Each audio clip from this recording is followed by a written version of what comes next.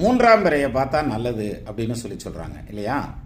அப்போ இந்த மூன்றாம் பிறையை பார்த்துட்டு அப்புறம் என்ன பார்க்குறது? அதாவது பிறையை பார்க்குறோம், பிறையை பார்த்ததும் அப்படியே விட்டுறலாமா அப்படின்னாக்கா அப்படி இல்லை.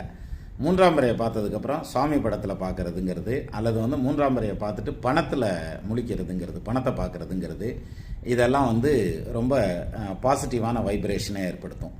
உங்களுக்கு அடுத்து நீங்கள் மூன்றாம் பிறையை எப்போ பார்க்குறீங்களோ அது வரைக்கும் அந்த பொருளாதாரம் பணத்தின் மேலே பார்த்தாலும் அல்லது சுவாமி படத்தில் முடித்தாலும் உங்களுக்கு பாசிட்டிவான பல நிகழ்வுகள் வரும்.